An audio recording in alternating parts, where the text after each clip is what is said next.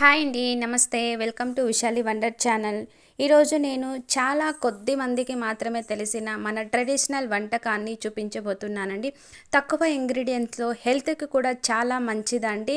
ఎన్నో ఏళ్ల నాటి ఈ స్వీట్ రెసిపీని పాల తిన్నెలు అంటారండి. చాలా తక్కువ మందికి తెలిసి ఉంటుందండి ఈ రెసిపీ.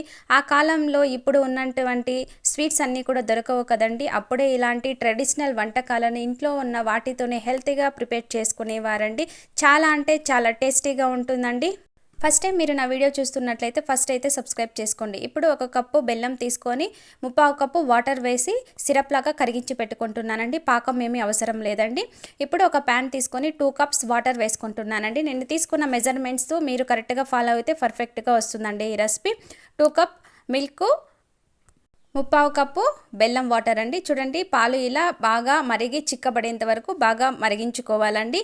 ఇలా పాలు బాగా మరుగుతున్నప్పుడు 1 కప్పు బియ్యపిండి, ఇంట్లో రెడీ చేసుకున్నదైనా సరే, షాప్లో తీసుకున్నదైనా సరే, ఏదైనా తీసుకోవచ్చునండి. ఇలా థిక్ కన్సిస్టెన్సీ వచ్చేంత వరకు పాలలో బాగా కలుపుకోవాలండి. ఇలా బాగా గట్టిపడినప్పుడు ఫ్రెష్గా ఉన్న కోకోనట్ని 1/2 కప్ యాడ్ చేసుకుంటున్నానండి. చాలా టేస్టీగా ఉంటుందండి ఇలా ప్రిపేర్ చేసుకుంటే.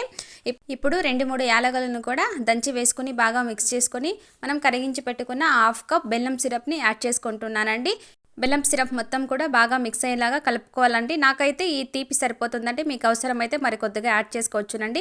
ఇలా ప్యాన్ నుండి సపరేట్ అయిన స్టేజ్లో 1 టేబుల్ స్పూన్ నెయ్యి అప్లై చేసి కలిపి చల్లారనివ్వాలండి. చూడండి, ఈ కన్సిస్టెన్సీ వస్తే మనకి సరిపోతుందండి. ఇప్పుడు చల్లారిన తర్వాత చేతికి నెయ్యి అప్లై చేసుకొని బాగా ఇలా ఒత్తుకోవాలండి. ఇలా ఒత్తుకున్న తర్వాత కొద్దిగా తీసుకొని రౌండ్గా ఇలా ప్రెస్ చేసేసుకొని రెడీ చేసుకోవాలండి. సైడ్లో ఉన్న ఆరిపోయిన పిండిని మాత్రం ఇందులో కలపకండి.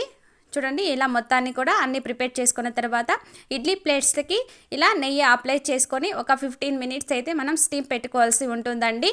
ఇలా మొత్తాన్ని కూడా రెడీ చేసేసుకొని ఇందులో పెట్టేసుకుంటున్నానండి. ఇప్పుడు ఇడ్లీ పాత్ర తీసుకొని 1 కప్పు వాటర్ వేసి 15 మినిట్స్ అయితే స్టీమ్ పట్టుకోవాలండి. ఇలా స్టీమ్ పట్టుకుంటే మనకి రెసిపీ అయితే రెడీ అయిపోతుందండి. 15 మినిట్స్ స్టీమ్ పట్టిన తర్వాత ఇలా చల్లారనివ్వాలండి. ఇప్పుడు డ్రై కోకోనట్ తీసుకొని పైన గార్నిష్ చేసుకోవాలండి. మొత్తానికి కూడా ఇలా గార్నిష్ చేసుకొని ఒక డ్రై నట్స్తో సర్వ్ చేసుకుంటే ఎంతో టేస్టీగా ఉండే పాల తిన్నెలు రెడీ అయిపోతుందండి. ఇప్పుడు వీటిని ఇలాగే అయినా తినవచ్చునండి, లేకపోతే ఇలా థిక్గా ఉన్న పాలు తీసుకొని ఇందులో కరిగించిన బెల్లం సిరప్ని యాడ్ చేసుకోవచ్చునండి. లేకపోతే కొబ్బరి పాలతో పానకం తయారు చేస్తారండి, అలా అయినా తీసుకోవచ్చునండి. చాలా టేస్టీగా ఉంటుందండి. ఓకే ఫ్రెండ్స్, చూసారుగా ఈ వీడియో మీకు నచ్చినట్లయితే లైక్ చేయండి, షేర్ చేయండి, సబ్స్క్రైబ్ చేసుకోండి. మీ ఫ్రెండ్స్ అండ్ రిలేటివ్స్కి తప్పకుండా షేర్ చేయండి. అలాగే మన ట్రెడిషనల్ రెసిపీస్ని ఎప్పుడు కూడా మర్చిపోకండి. Thank you for watching.